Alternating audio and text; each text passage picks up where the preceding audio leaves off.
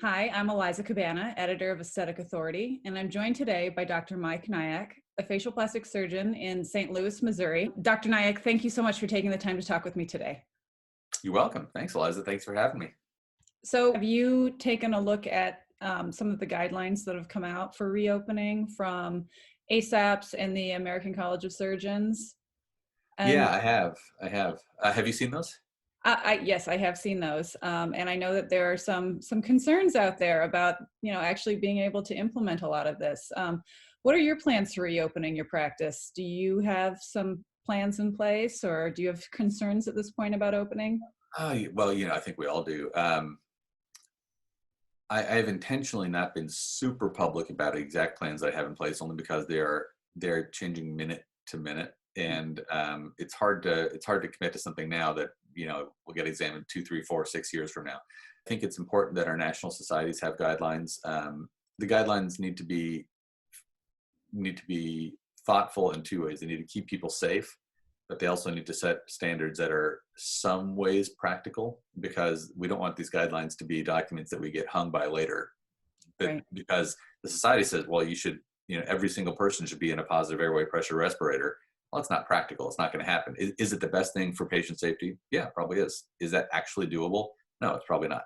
So guidelines are important because they tell us which way to go, but they're also important that they are not so onerous that they're not achievable, but you're still kind of supposed to live up to them. Otherwise, you're acting outside the right direction. If that makes any sense.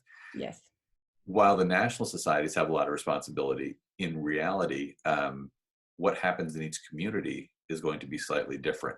Um, and so I have a Zoom call set up actually later on today. I've reached out to the 3 or 4 biggest dermatology, plastic surgery, facial plastic surgery practices in my community. Some of whom often talk to one another, some of whom often don't talk to each other. But I kind of know them all, and nothing unites like a common challenge. And so we're going to get on a call later on tonight and just very casually discuss. So, what are you guys thinking? And I think if 8 or 10 of the biggest,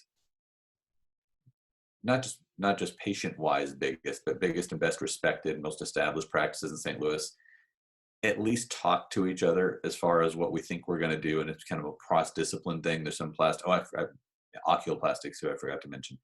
Um, at least we'll all know where we stand relative to one another, and maybe open each other's eyes a little bit.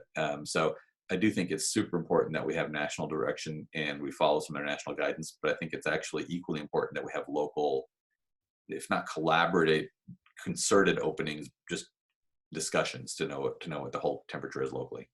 I think that's a great idea. That's really incredible, and it's smart because there are so many differences, depending on where you are.